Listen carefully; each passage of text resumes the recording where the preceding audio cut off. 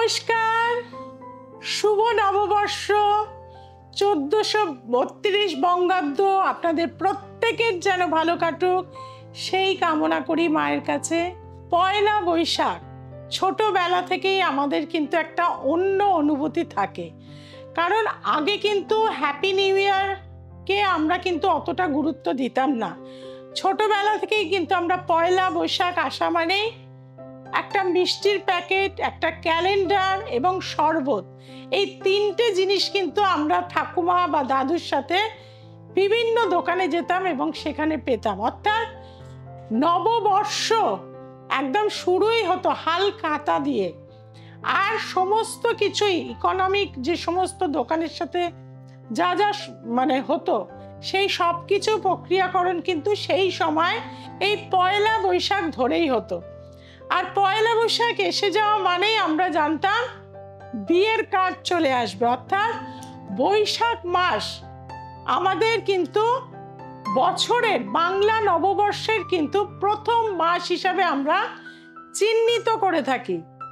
এই সময় কিন্তু রবি একদম মেষ রাশির ঘরে এসে তুঙ্গস্থ ফল কিন্তু লাভ করে, অর্থাৎ এক্সল্টেড হয়, অর্থাৎ সমস্ত মানুষকে সে কিন্তু তার যে রূপ অর্থাৎ তার যে তেজ মহিমা সবকিছু কিন্তু বিকিরণ করে থাকে। যে সময় কিন্তু আমরা বৈশাখ মাসকে একটি শুভ মাস কিন্তু মেনে থাকি, অর্থাৎ সৃষ্টির মাস, নতুন কিছুকে এগিয়ে নিয়ে যাওয়ার মাস হচ্ছে কিন্তু বৈশাখ মাস।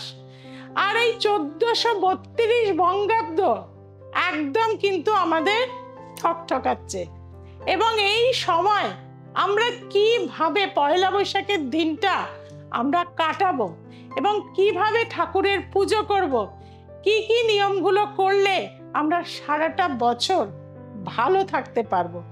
প্রথমেই বলবো 1432 বঙ্গাব্দের রাজা হচ্ছে কিন্তু এবারে বৃহস্পতি এবং মন্ত্রী হচ্ছে কিন্তু রবি, আর শস্যদাপতি হচ্ছে কিন্তু বুধ এবং জলধিপতি হচ্ছে কিন্তু শনি।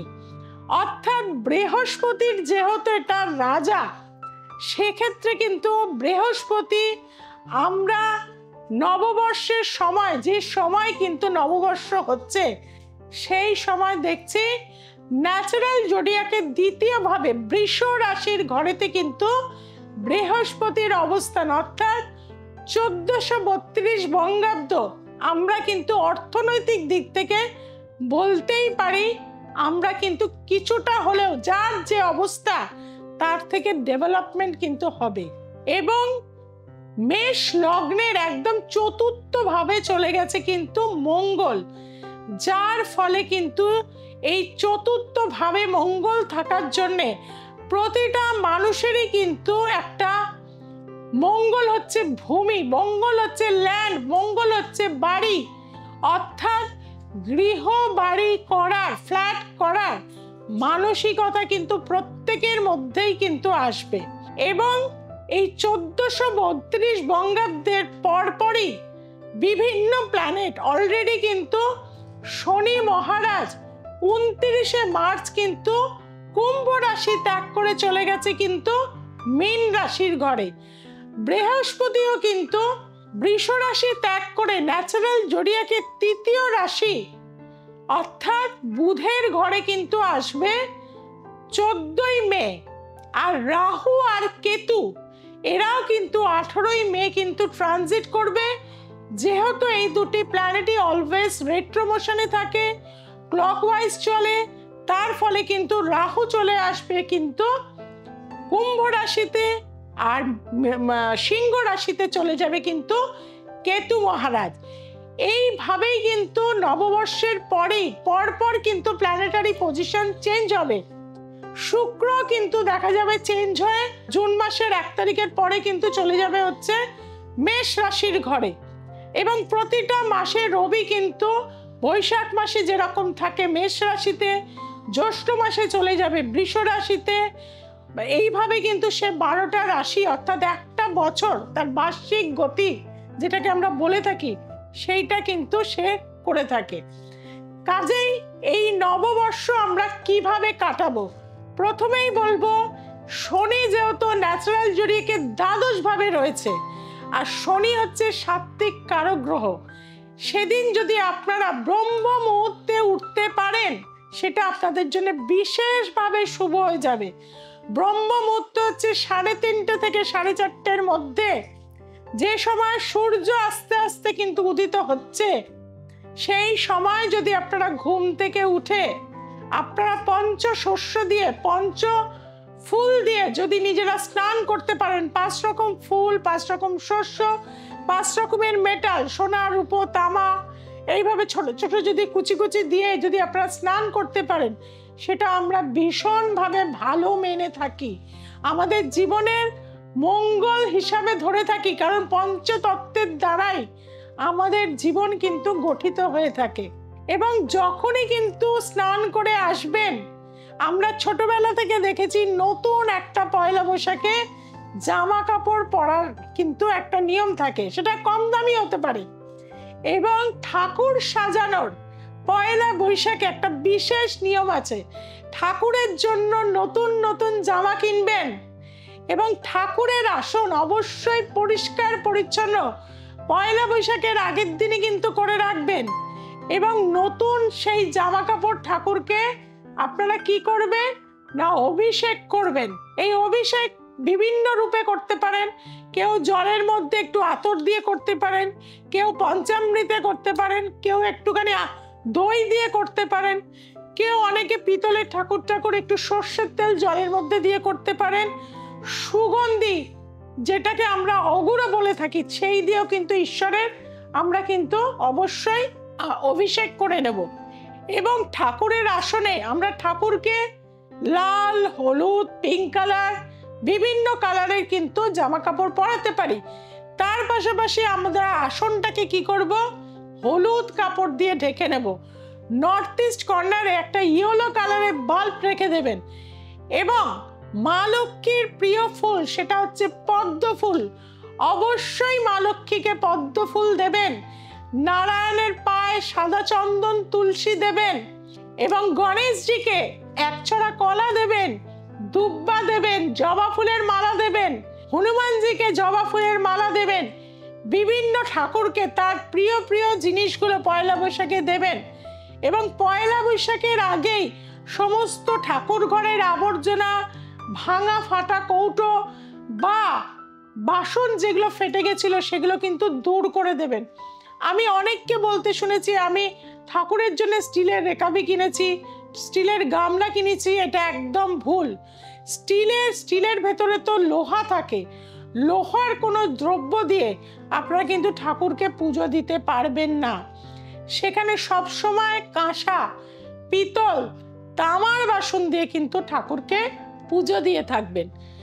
এবং ঠাকুর কিন্তু খুশি হন ফুলে, অর্থাৎ বেল ফুলের মালা, জুঁই ফুলের মালা, পদ্ম ফুলের মালা, ভগবান শিবজিকে অপরাজিতার মালা, বেলপাতার মালা, আকন্দের মালা অবশ্যই পরাবেন। কারণ বাবা একটু ফুল আর জলেতেই সন্তুষ্ট, আর যে বাড়িতে বাবা সন্তুষ্ট থাকেন সে বাড়িতে কিন্তু কুবেরজিরও বাস হয়। অর্থাৎ কুবেরজিকেও কিন্তু সেদিনকে আপনারা সাদা ফুল দিয়ে সাজিয়ে ফেলবেন। বাবার সাথে কিন্তু একটা নন্দীকে রাখতে কিন্তু ভুলবেন না। এবং বাবা যেখানে থাকে মাকেও সেখানে রাখতে হবে। মাকেও সুসজ্জিত করে লাল কাপড় পরিয়ে একদম লাল ওড়নি দিয়ে ভালো করে কিন্তু আপনারা ঢেকে নেবেন। অনেক বাড়িতে পয়লা বৈশাখে ঘট স্থাপন হয়, আবার অনেকের হয়তো ঘট স্থাপন হয় না। আপনারা গঙ্গা মাটি এনে ঘট স্থাপন করতে পারেন, সেখানে পঞ্চশস্য দিয়ে আম্রপল্লব বা পঞ্চপল্লবও পাওয়া যায়, সেই পঞ্চপল্লব দিতে পারেন। এবং শশীষ ডাব দিতে পারেন। শশীষ ডাব হচ্ছে আমাদের জ্ঞানের প্রতীক। এবং শশীর ডাব যত ভালো থাকবে তত জানবেন আপনার জীবনে পূর্ণ যে কলসিতে জল রাখবেন, আপনার অন্তর গুহাকে সেখানে ঠাকুরের কাছে নিবেদন করে থাকবেন। পঞ্চশস্য, আপনাদের যে পঞ্চ অর্থাৎ অগ্নি, পৃথ্বী, বায়ু, জল, আকাশতত্ত্ব রয়েছে, তাকে আমরা উৎসর্গ করে থাকি। এবং পঞ্চপল্লব আমাদের সমস্ত কিছু সৃষ্টির আধারই হচ্ছে কিন্তু এই পঞ্চপল্লব। এবং যদি ছোট করে একটা সেদিন ঠাকুর ঘরে আপনারা যজ্ঞ বা হবন করতে পারেন সেটা খুব ভালো। যজ্ঞ হবনের কিন্তু প্যাকেট পাওয়া যায়, যারা সেটা পাবেন অবশ্যই নিয়ে আসবেন। তার পাশাপাশি বেলপাতা 28টা, আর বেশি হলে 108টা দেবেন, কাঠকে দেবেন, ঘি দেবেন এবং মধু, দই, পান পাতা, কাঁচা হলুদ, বিভিন্ন জিনিস দিয়ে, এলাচ, ছোট এলাচ, ভর্তুকি, এইগুলো কিন্তু ঠাকুরের কাছে কিন্তু আপনারা যজ্ঞে আহুতি করে দেবেন। সর্বশেষে 1 টাকার কয়েন একটি যজ্ঞে দেবেন এবং সেই কয়েনটি পরের দিন তুলে আপনার ক্যাশ বক্সে কিন্তু রেখে দিতে ভুলবেন না। কখনো কিন্তু অর্থের অভাব কিন্তু হবে না, কারণ আপনি যতভাবেই পুজো করুন, যতক্ষণ না সেই পুজোয় যজ্ঞ থাকে, সমস্ত কিছু সোহা হিসাবে আপনি না দিয়ে থাকেন, ততক্ষণ কিন্তু আপনার পুজো ঈশ্বর গ্রহণ করেন না। কাজেই যারা যজ্ঞ করতে পারছেনও না, তাদেরকে বলবো কর্পূর দানির মধ্যে 9টা লবঙ্গ, একটু দারচিনি, এলাচ, এইগুলো দিয়ে অন্তত বাড়িতে সেদিন জ্বালিয়ে দেবেন। যে ভস্যটি হবে এবং তার মধ্যে 1 টাকার কয়েনটি দিয়ে দেবেন, দিয়ে কিন্তু পরের দিন সেই কয়েনটি আপনার লকারে রাখবেন। আর যে ভস্যটি হবে সেটা একটা তামার বাটির মধ্যে ঘি গঙ্গা জল দিয়ে গুলে নেবেন। প্রতিদিন স্নানের পর পুজো করে সেটিকে তিলক হিসাবে আজ্ঞা চক্রে কিন্তু লাগাতে ভুলবেন না বন্ধুরা। দেখবেন আপনার ইনটিউশন বাড়বে, আপনার কর্মের গতি আসবে, আপনি পজিটিভ অনেক বেশি হয়ে যাবেন। এবং তারপরেই কি করবেন, নববর্ষে আমাদের কিন্তু রান্নাঘরকে বিশেষভাবে কিন্তু আমাদের পুজো করতে হয়, কারণ অন্নপূর্ণার বাস হচ্ছে কিন্তু রান্নাঘরে। আর এই অন্নপূর্ণা যদি আমাদের ভালো থাকে, তাহলে কিন্তু আমাদের বাড়িতে সুখ, শান্তি, সমৃদ্ধি সমস্ত কিছুই থাকে। কাজেই রান্নাঘর কিন্তু একদম আগের দিন থেকে ক্লিন করে নেবেন এবং রান্নাঘরে একটা পান পাতার মধ্যে সুপারি, কলা দিয়ে অগ্নিদেবের উদ্দেশ্যে পুজো দিয়ে অগ্নিদেবকে একটুখানি কিন্তু গঙ্গা জল ছিটা দেবেন এবং কাঁচা দুধের ছিটা দেবেন, দিয়ে সামান্য একটু অগ্নিদেবের উদ্দেশ্যে চিনি দেবেন, দিয়ে পান, কলা সমস্ত কিছু কিন্তু আপনার যে গ্যাস ওভেনটা রয়েছে তার পেছন দিকে কিন্তু রেখে দেবেন।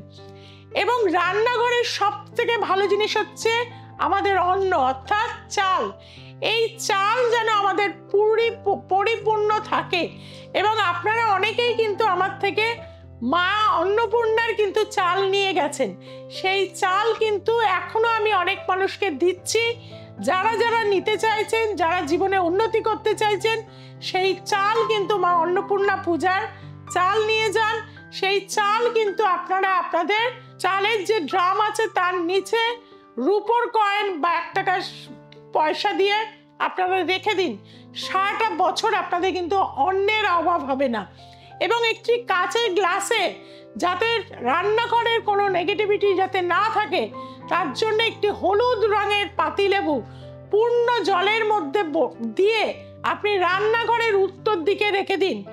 এবং হলুদের কৌটো সবসময় পরিপূর্ণ করে থাকবেন, কারণ এই বছরের রাজা হচ্ছে বৃহস্পতি। হলুদের অভাব যেন না হয়, সেদিন একটি নতুন প্যাকেট কিনে কিন্তু সেটা আপনার বাড়িতে রেখে দেবেন।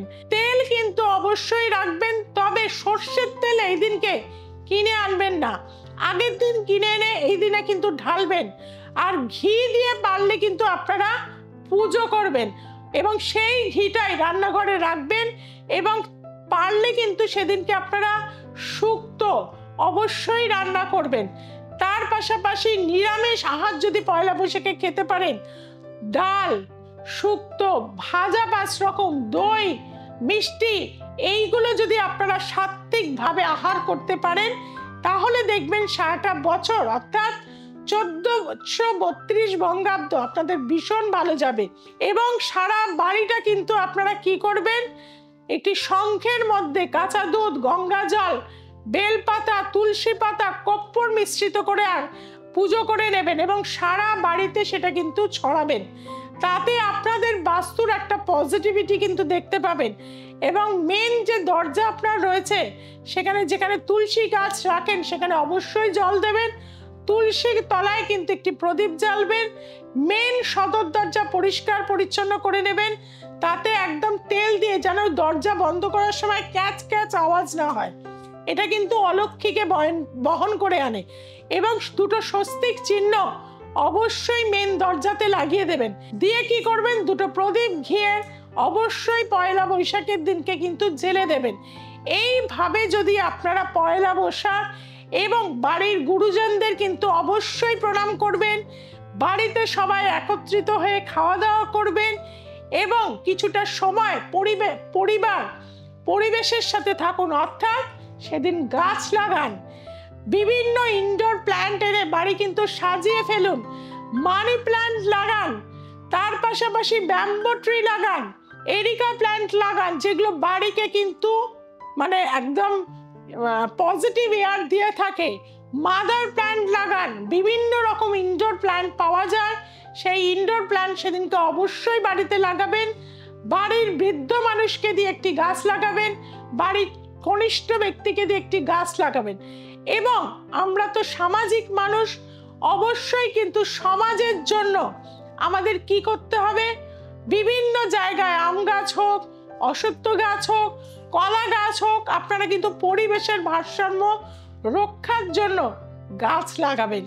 এবং যেটা করবেন সেদিনকে গরুকে কিন্তু ছোলা খাওয়াবেন এবং ঘাস খাওয়াবেন, সেটা ভীষণ ভগবান বিষ্ণুর কিন্তু অবতার হচ্ছে, একটা অবতার হচ্ছে কিন্তু কামধেনু গাই, আর সেই রূপেই কিন্তু আমরা গরুকে কিন্তু পুজো করে থাকি, যার ফলে সেদিনকে কিন্তু অবশ্যই গরুকে কিন্তু আপনারা ঘাস খাওয়াবেন এবং তার পাশাপাশি বিড়ালকে খাওয়াবেন, রাস্তার স্ট্রিট ডগদের খাওয়াবেন, জল দান করুন, প্রচুর পরিমাণে মানুষকে জল দিন, কিছু না হোক একটু গুড় দিন, বিভিন্ন জিনিস যদি আপনারা এই দিন দান ধ্যান করতে পারেন, ঈশ্বর আপনাকে প্রচুর কিছু দেব। আর নববর্ষ মানেই হচ্ছে নতুন কিছু, তার জন্য কি করবেন, বাড়িতে একটি যদি নববর্ষের দিনে কিছু না হোক জাম্পিং হর্সের ছবি আপনারা যদি, বা সাদা সাতটা, যদি যারা ঋণের জর্জরিত হয়ে রয়েছেন তারা যদি সাদা সাতটি ঘোড়ার ছবিও এনে বাড়ির নর্থ ওয়েস্ট কর্নারে লাগাতে পারেন, আপনার জীবনে কিন্তু অর্থের কমতি কিন্তু হবে না। যাদের বাড়িতে যদি দেখেন দাম্পত্য জীবনে ভীষণ কষ্টে রয়েছেন, সমস্যায় রয়েছেন, তাদেরকে বলবো নববর্ষের দিনে সব দুঃখ কষ্ট ভুলে যান, দুটো ম্যান্ডারিন ডার্ক অবশ্যই নিয়ে এসে সাউথ ওয়েস্ট কর্নারে রাখুন এবং বাড়ি থেকে আবর্জনা দূর করে দিন, বাড়ির মেন দরজায় নুন জল দিয়ে একদম ধুয়ে দিন। আর একটা জিনিস করতে ভুলবেন না, সেটা হচ্ছে একটা রাইজিং সানের ছবি পূর্ব দিকে লাগাতে কিন্তু ভুলবেন না। যদি না ছবি পান, একটা তামারও কিন্তু সূর্য এনে পূর্ব দিকে লাগান, দেখবেন 1432, আমি চ্যালেঞ্জ নিয়ে বলতে পারি আপনাদের জীবনে একটা সুখ সমৃদ্ধি সমস্ত দিক থেকে উন্নতি নিয়ে আসবে। এবং বাড়ির নর্থ ইস্ট কর্নারে যেহেতু এবছরের রাজা হচ্ছে বৃহস্পতি, কাজেই নর্থ ইস্ট কর্নারে কিন্তু কাঁচা হলুদ গাছ লাগাতে ভুলবেন না, তিল গাছ লাগাতে ভুলবেন না, তুলসী গাছ লাগাতে ভুলবেন না। এইভাবেই 1432 বঙ্গাব্দকে আপনারা বরণ করে নিন এবং সারাটা বছর ভালো থাকতে যদি এই নিয়মগুলো আপনারা পালন করেন, বাড়িতে সেদিন কিন্তু ঘন্টা বাজাবেন, শাঁখ বাজাবেন, ঘিয়ের প্রদীপ জ্বালাবেন এবং উলুধ্বনি দেবেন, দেখবেন বাড়ি থেকে নেগেটিভ এনার্জি চলে যাবে, বাড়ির মধ্যে সুখ শান্তি চলে আসবে এবং সবাই মিলেমিশে কিন্তু থাকবেন। মা বাবাদের একটু সেবা করবেন, বয়স্ক মা বাবারা অনেক সময় ভালো করে স্নানও করতে পারেন না, তাদের সেদিনকে একটুখানি স্নান করিয়ে নতুন জামা কাপড় পরিয়ে কাছে নিয়ে বসবেন, নিজের সন্তানকে কাছে নিয়ে বসবেন। দেখবেন আমরা যদি প্রত্যেকে এই মনন নিয়ে চলতে পারি, আমাদের সমাজেরও কিন্তু একটা নতুনভাবে কিন্তু সৃষ্টি হবে। অর্থাৎ রবি কিন্তু মেষ রাশিতে আমাদের সৃষ্টি দিয়ে থাকে, আর সেটা কার্যকরী করার দায়িত্ব কিন্তু আমাদের প্রত্যেকে। কাজেই যারা খুব সমস্যায় রয়েছেন, কষ্টে রয়েছেন, যন্ত্রণার মধ্যে রয়েছেন, তাদেরকে বলবো দীর্ঘ ২৬ বছরেরও বেশি সময় ধরে আমি আপনাদের সাথে রয়েছি। আপনারা আমার ভীষণ আপনজন। আর সেই কারণেই বলবো যারা খুব কষ্টে রয়েছেন, ডিপ্রেশনে রয়েছেন, বাড়িতে কেঁদে কষ্ট পাচ্ছেন, সমস্যাগুলো কারোর সাথে শেয়ার করতে পারছেন না, তাদেরকে বলবো একবার আমার কাছে আসুন। চ্যালেঞ্জ গ্যারান্টি নিয়ে কিন্তু আমি কাজ করে থাকি। প্রতিটা অমাবস্যায় পৌঁছে যায় কিন্তু মায়ের কাছে, অর্থাৎ মা তারার কাছে। কলির যে শ্রেষ্ঠ দেবী তিনিই হচ্ছেন কিন্তু মা তারা। আর এবছরে তো মা তারার পুজো আপনাদের প্রত্যেককে করতে হবে, কারণ বৃহস্পতির অধিষ্ঠিত দেবী হচ্ছেন কিন্তু স্বয়ং তারা মা। কাজেই প্রত্যেকের বাড়িতে তারা মার ছবি রাখুন।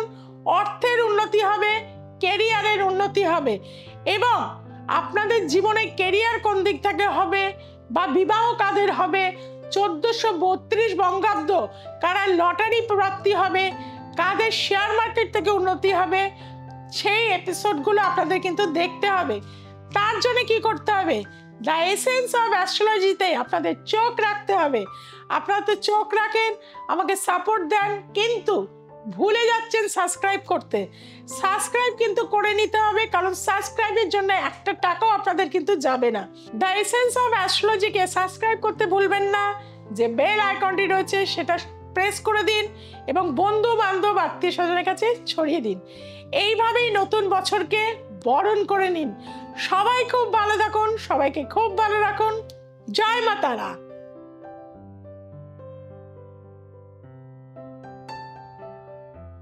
নমস্কার, আমি ঝুম্পা নস্কর হাওড়া থেকে এসেছি। 2 বছর আগে প্রবলেম নিয়ে ম্যাডামের কাছে এসেছিলাম, ভীষণ অনেক উপকার পেয়েছি। আমার এডুকেশন সেক্টর, কাজের জায়গা, সব দিক থেকে আমি এখন অনেকটা আগে থেকে রিকভারি করে গেছি। আমি ম্যাডামের কাছে এসে ভীষণ উপকার পেয়েছি, অনেক জায়গা থেকে বেরিয়ে এসেছি সমস্যা থেকে। আপনারা যারা সমস্যা আছেন আসুন ম্যাডামের কাছে, অবশ্যই উপকার পাবেন।